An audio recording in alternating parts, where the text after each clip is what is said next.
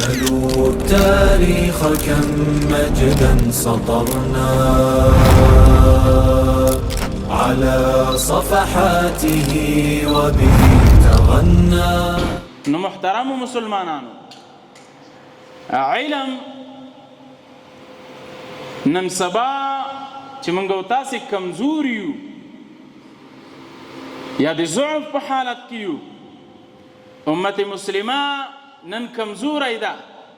وجه یې دا ده چې دا د علم سره ډېره زیاته فاصله لري. هغه کوم شوق او ذوق چې ده د واقعي علم سره ډېر کم خلک دي چې دا شوق او ذوق لري.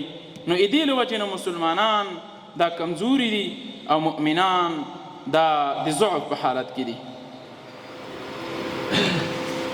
که موږ تاسې وګورو محصلینو،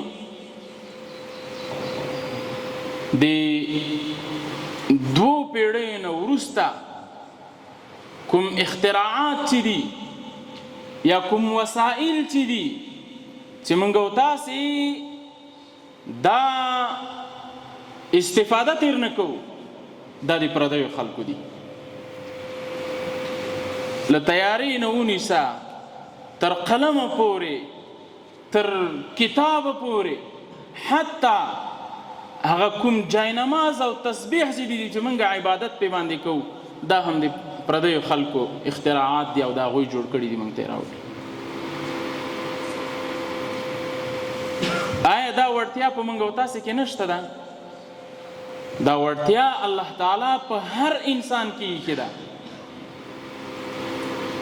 هر انسان ته الله تعالی دا قوت ورکړی ده چې دی باید له دې خپل قوت نه سالمه استفاده وکوي.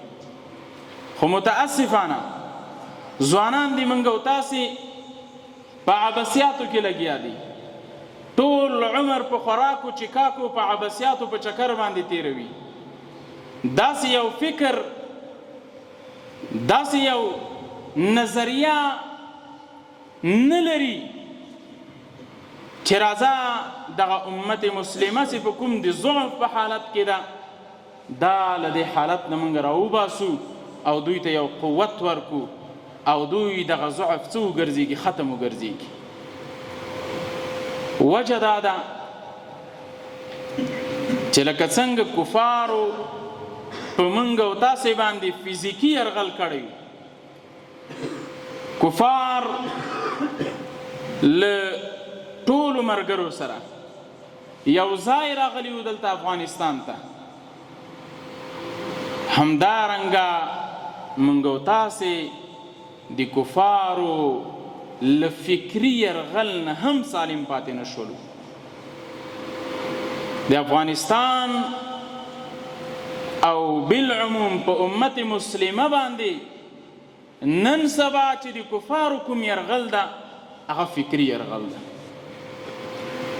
امت مسلمه د ځوانانو، د سپینګیرو، د زنانو، د دوی ټولو فکرونو او عقلونو باندې دا یرغل حاکم ده او دا یې اشغال کړي دي. حالانکه موږ او تاسې به وایو چې د ما په فکر باندې څوک غالبه نه دي، د ما فکر چا نه ده اشغال کړی. فکري جګړه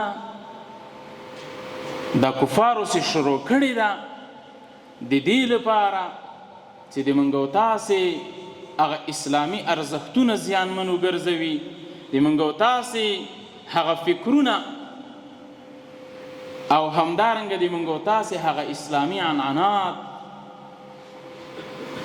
دا د خپل یرغل لاندې نیسي.